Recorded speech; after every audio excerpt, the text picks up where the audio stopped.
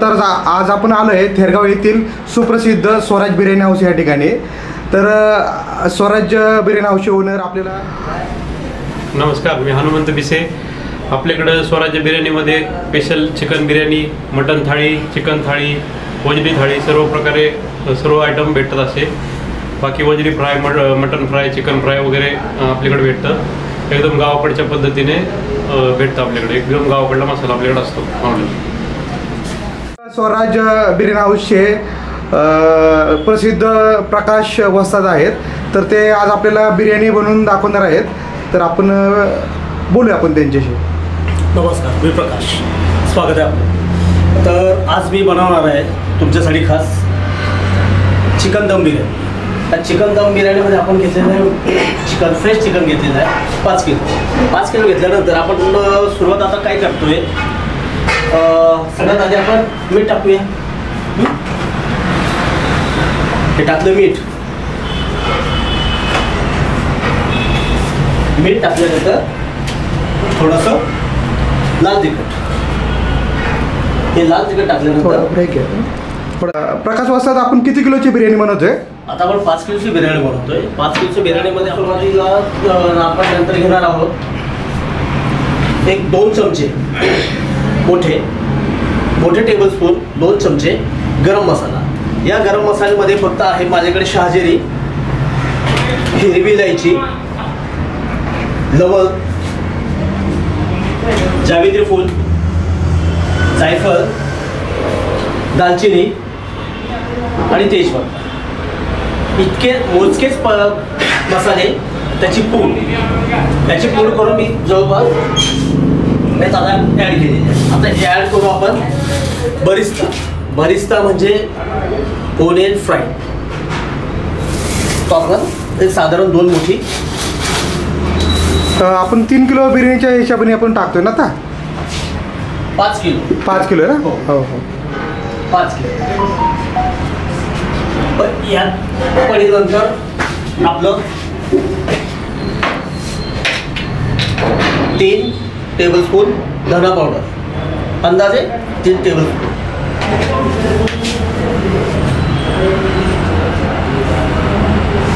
त्यानंतर पडेल आपलं हे केसरी दही। आणि केसर मी दही बनवतानाच केसर टाकतो, कारण जो केसरचा स्वाद आहे तो या मटण्याच्या तुकड्याला लागतो। आणि हा तुकडा ज्यावेळेस आपण फोडून खातो, मग ही जी वरची जी चव आहे, हा जो पीस आहे, या पीसला जी चव आहे वरून, हीच चव सेम या पीस फोडल्यानंतर जे आतमधला जो भाग असतो त्या भागाला सुद्धा तीच सेम चव आली पाहिजे, हे माझं म्हणणं आहे। म्हणून याला मी दह्यामध्ये केसर वापरतो। केसरनंतर मी हे तेल वापरतोय 2 मोठे पळी तेल। हे कसलं तेल आहे तर ज्यामध्ये आपण कांदा, ओनियन आपण तळून घेतलेलं आहे, ते तेल आपण वापरलेलं आहे। हे तेल वापरलं तर त्या तेलामुळे चवीमध्ये इम्प्रूव्हमेंट होते। चवीमध्ये खूप फरक पडतो। चवीमध्ये असा फरक पडतो की आता समजा आपला बरिस्ता म्हणजे कांदा, जो आपण तळलेला कांदा आहे, तो जर कमी जास्त जर झाला तर हे जे तेल आहे ते तेल त्या कांद्याची चव याच्यामध्ये इन्व्हॉल्व करते। यासाठी तेच तेल वापरायचं। आता हे आपण वापरतोय हिरवा मसाला। या हिरवा मसाल्यामध्ये आहे टोमॅटो, 2 टोमॅटो घेतले, 1 पेंडी पुदिना घेतलाय, 30 ते 35 हिरव्या मिरच्या घेतले, अर्धी पेंडी कोथिंबीर घेतली आहे। आणि ह्याचं हे सगळं बारीक मिश्रण करून मिक्सरमधून हे असं मी टाकून दिलं आहे।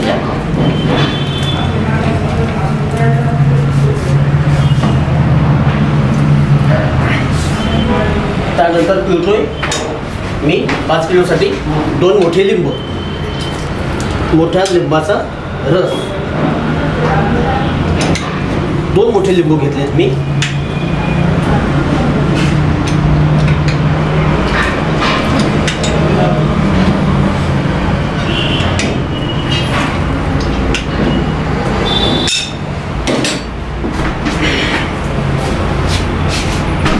यानंतर घेतो मी अद्रक लसूणची पेस्ट. हे साधारण किती टाकतो आपण ही पेस्ट जी आहे ती साधारण पातळ असली तर 4 चमचे आणि घट्ट जर असेल तर 3 चमचे. जे 5 किलोच्या प्रमाण सांगितलं. हो, 5 किलोचं मी प्रमाण सांगितलं. आता याला आपण ते टाकल्यानंतर हे सगळं पूर्णपणे मिक्स करून घेऊ.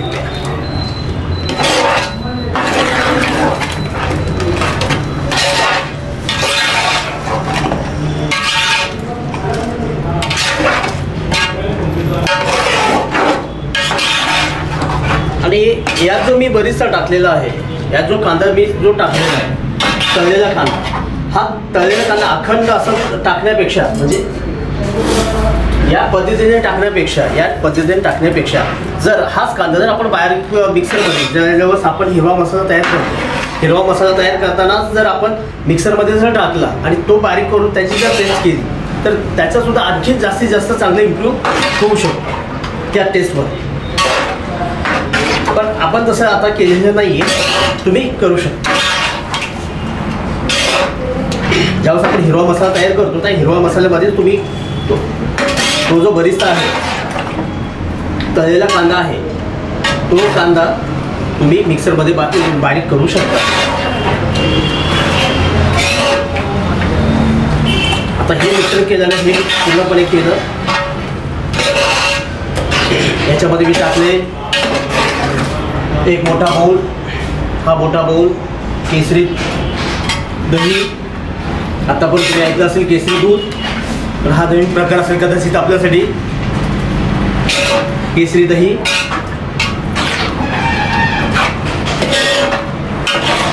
गरम मसाले टाकले, हिरवा मसाल्यामध्ये आहे पुदिना, हिरवी मिरची, कोथिंबीर, 2 टोमॅटो, बरिस्ता, गरम मसाल्यामध्ये शहाजिरी आहे, हिरवी इलायची आहे, काळी इलायची आहे, तेजपत्ता आहे, दालचिनी आहे, जावित्री फूल हे आहे, याची पूड, थोडीशी लवंग आणि काळी मिरी याचा वापर कमीत कमी करावा. का करावा? कारण ते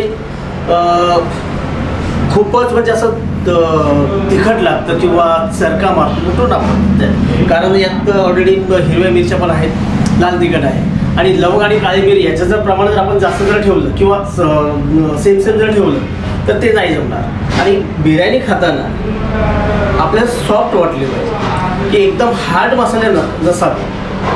पूर्णपणे एकदम यार काहीतरी खाल्लं यार एकदम जळजळ करतंय किंवा दुसऱ्या दिवशी म्हणा किंवा थोड्या वेळाने म्हणा इथे जळजळ करणं, छाती जळजळ करणं किंवा घशात त्रास होणे, हा जो प्रकार आहे हा प्रकार या आपल्या इकडे बिर्याणीमध्ये होत नाही. कारण आपण एकदम सॉफ्ट मसाले वापरतो, पण चवीमध्ये आपण तडजोड करत नाही.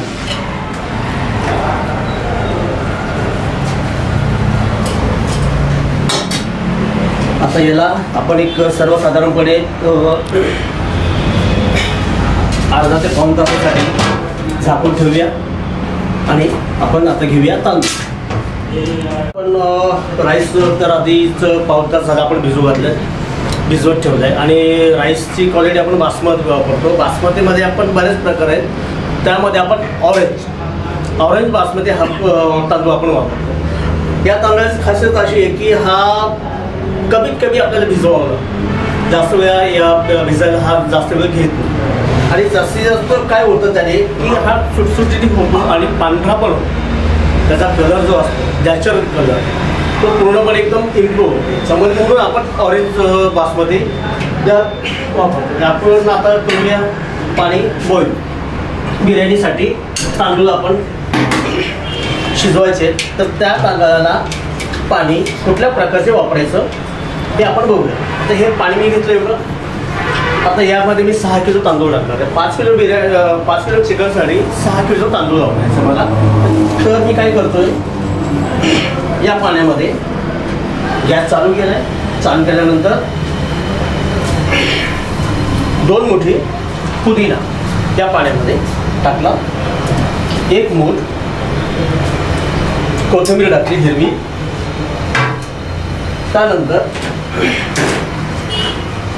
त्यानंतर मी वापरतो मीठ वापरतो, ते बारीक मीठ वापरत नाही मी, तर समुद्री मीठ वापरतो, जाडं मीठ, हे या प्रकारचं असतं. खडा मीठ थोडक्यात म्हणजे तुम्हाला समजण्यासाठी खडा. तर हे जास्तीत जास्त वापरायचं आपल्याला, की हे पाणी खारट व्हावं. खारट यासाठी व्हावं की तांदळाची क्वांटिटी यात कमी असते, पाण्याची क्वांटिटी जास्त असते. मग पाणी जर खारट जर झालं आणि जर तांदळाला जर ते खारटपणा जर थोडासा खारटपणा जर आला तर ती बिर्याणीसाठी जो स्वाद असतो तो स्वाद अजूनही चांगला येतो. तर आपण हे मीठ टाकून घेतलंय. मीठ टाकल्यानंतर ही किंवा इलायची पावडर, हिरवी इलायची पावडर आपण यात टाकतोय. फक्त इलायची पावडर आहे, बाकी दुसरं यात तो कुठलाही मसाला ॲड नाही आहे. आणि दुसरी सगळ्यात महत्त्वाची गोष्ट अशी की याच्यामध्ये कुठलाही आपण सिंथेटिक कलर म्हणा, फूड कलर म्हणा, हे आपण बिलकुलही वापरत नाही. जितकं नैसर्गिकरित्या हायजेनिक आपण जे म्हणतो देण्याचा प्रयत्न आपण जास्तीत जास्त तो करतो. लवंग टाकतोय पाण्यामध्ये, ह्या पडलेलं लवंग पडल्यानंतर ते पडते थोडंसं शाही जिरे नंतर जितकं शाही जिरे पडले त्याचे निम्म प्रमाण साधं जिरं, ते साधं जिरं पडलं. साधं जिरं पडल्यानंतर आपण टाकतोय 5 ते 6 तेजपत्ता. हा तेजपत्ता टाकल्यानंतर आपण टाकतोय दालचिनीचं माप असं असतं की जर सर्वसाधारणपणे आपण 1 किलोचं जर तांदूळ घेतलं, 1 किलो तांदूळ घेतोय आपण किंवा 1 किलो चिकन घेतो, तर 1 किलो चिकनला आपण 1.5 किलो तांदूळ घ्यायचं. 1.5 किलो घेतल्यानंतर हे जे पीस आहेत या आकाराचे, हे बघा या आकाराचे पीस दालचिनीचे, हे 1.5 किलो तांदळासाठी 11 टाकायचे, मोजून 11. हे कितीसाठी? तर 1.5 किलो तांदळासाठी 11 पीस. तर असं बघ अंदाजा पडेल आपले 60 ते 65 पीसेस या दालचिनीचे त्या पाण्यामध्ये पडले. आता हे आमचं रोजचंच असल्याकडनं हा मला सराव आहे. आता तुम्ही म्हणाल की मोजून तुम्ही टाकले नाही, इतकेच पडले पाहिजे तितकेच, बट माझं काय रोजचा सराव झाल्या कारणाने मला याचा पुरेपूर अंदाज आलेला किती आपले साधारण पीसेस पडले असावे. 60 पडलेत की 65 पडलेत की 50 पडलेत.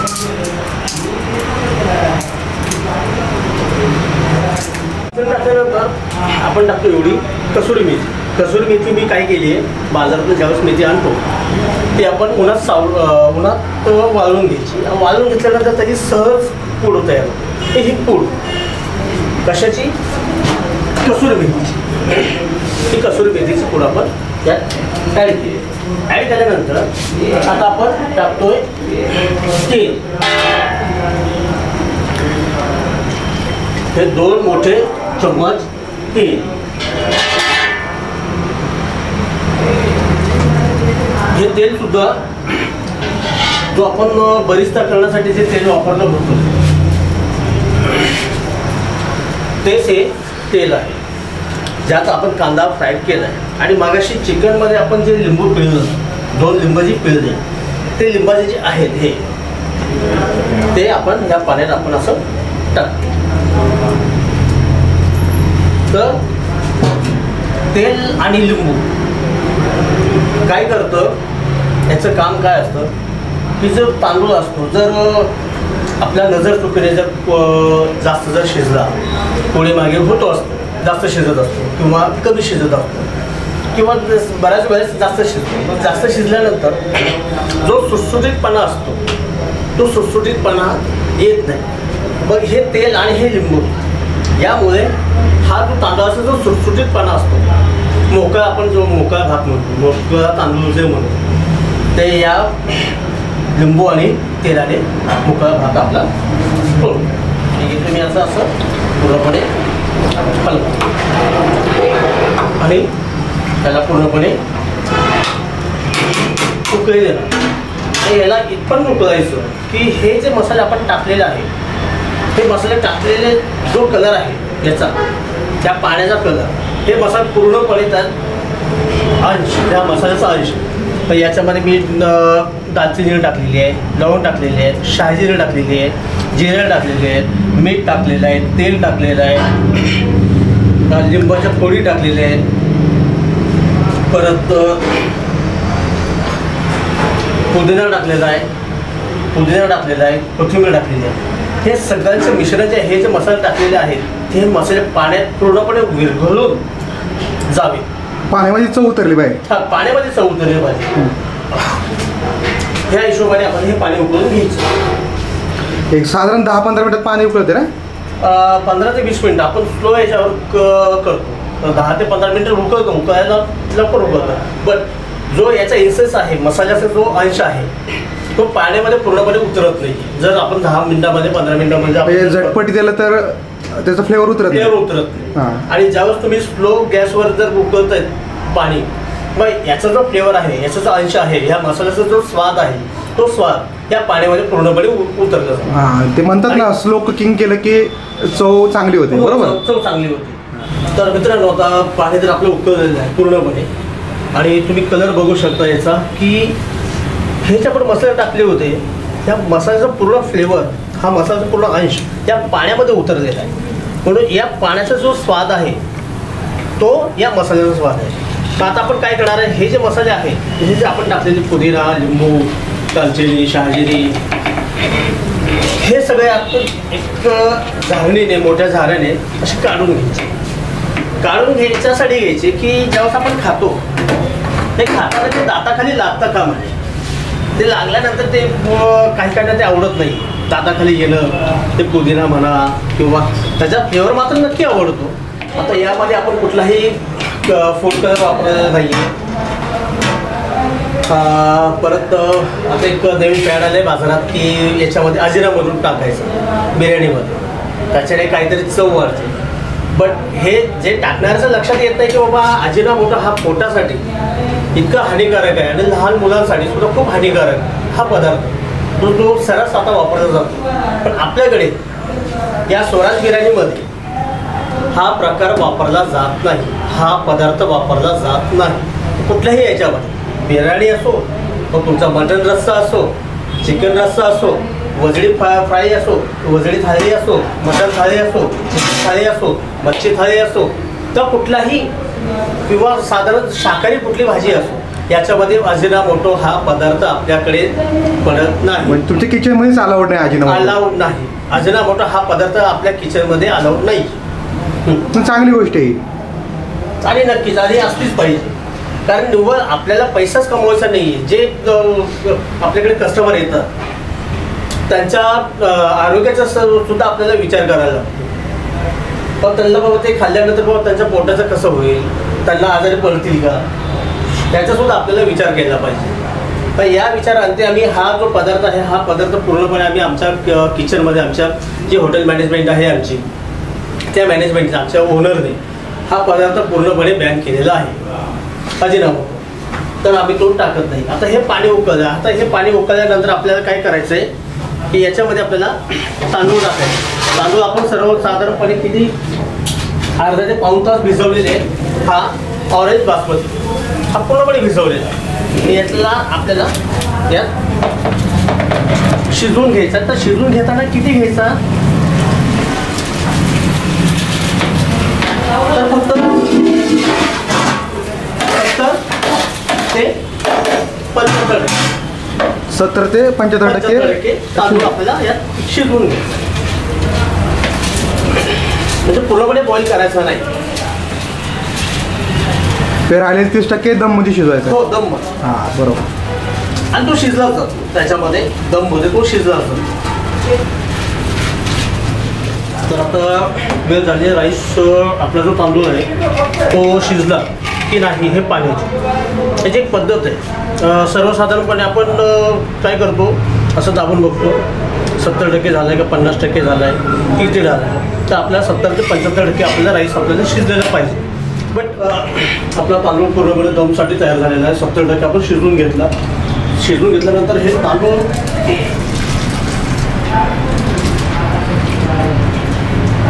अशा प्रकारे याची लेअर म्हणजे थर जे आपण हा बॉईल चिकन आपण जे बॉईल केलेलं आहे 50% पर्यंत त्याच्यावर आपण हे असं लेअर टाकत आहे.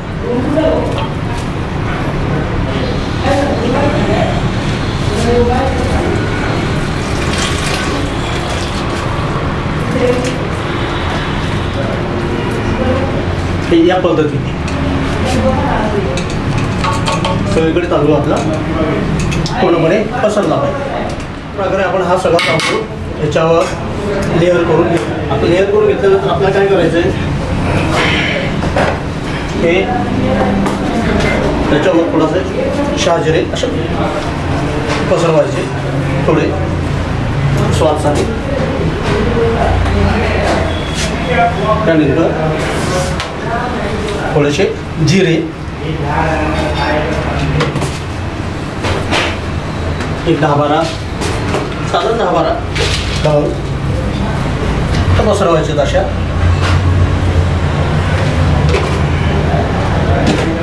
पसरवल्यानंतर हे बरिस्ता वरून याला करून हा बरिस्ता असा फिरवायचा. दम दिलेला आपण ह्या कपडा आपण इकडं असं ओला कपडा करून आणतात. साहेब तुमची दम द्यायची पद्धत ही थोडीशी युनिक आहे, तर याच्याबद्दल काय सांगताल? हो युनिक यासाठी आहे की बरेच जण पेपर वापरतात, न्यूजपेपर वापरतात, कुठलाही साधारण पेपर वापरतात किंवा कणिक वापरतात. कणिक मला ते परवडणारं नाही आहे. गव्हाचे कणिक तिंबणं परत ते त्याला ॲड करणं ते मला परवडणार नाही. म्हणून मी हा साधारण कपडा वापरतो. कपडा यासाठी वापरतो की हा कपडा पूर्णपणे स्वच्छ असतो आणि यामध्ये पूर्णपणे चांगल्या प्रकारे दम बसतो.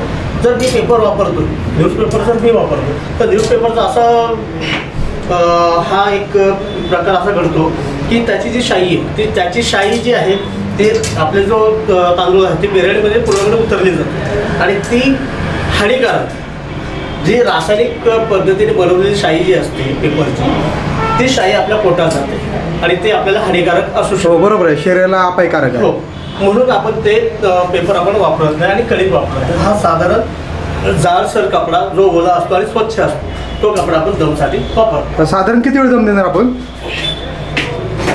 साधारण 15 मिनिटे. हा आपला 15 मिनिटं आपले झालेले आहे आणि हा पूर्णपणे आपला दम बसलेला आहे आणि हे आपली आता पूर्णपणे दम बिर्याणी रेडी झाली, तयार झाली म्हणजे खाण्यायोग्य झालेले आहे. मस्त सुगंध आलेला आहे.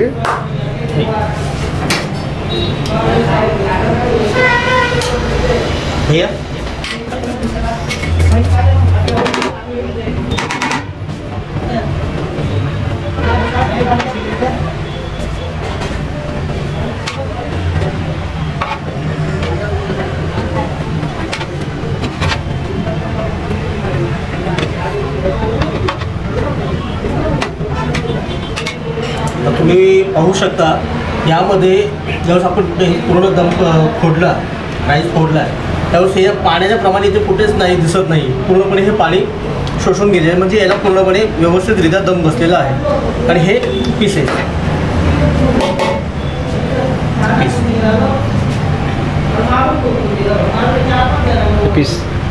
हा पीस हा पूर्णपणे शिजलेला आहे. आणि याची ही खासियत अशी आहे की यावरची जी चव आहे, हा जो तुकडा आहे चिकनचा, याच्या वरची जी चव आहे ही चव ज्यावेळेस आपण हा तुकडा फोडत रस्सा फुटला जाईल ते आतपर्यंत चव आपले हो, उतरले. तर आतपर्यंत ही सेम चव तुम्हाला मिळेल. तर ही खरी दम बिर्याणी झाली. आणि जर अस्सल चवीचं जर तुम्हाला खायची असेल तर नक्कीच तुम्ही अवश्य भेट द्या. आणि अस्सल ग्रामीण बाजाची चिकन दम बिर्याणी अवश्य खायला या. ही बिर्याणी पूर्णपणे तयार झालेली आहे. आता मी याला सर्व करतो. सर्व करताना मी यातून हे सगळे जे पीसेस आहेत जे मला सर्व करायचे आहेत ते सगळे पीसेस मी काढून घेतले आणि या पद्धतीने मी हे पीसेस असे इथे टाकल्यानंतर हा राईस या पद्धतीने मी त्याच्यावर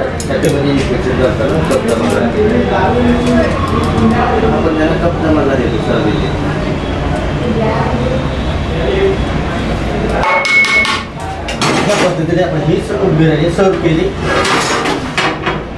नंतर आपण हा जो बरिस्ता आहे या राईसवर आपल्याला बिर्याणीवर टाकायचं. एक गार्निशिंग म्हणून म्हणा किंवा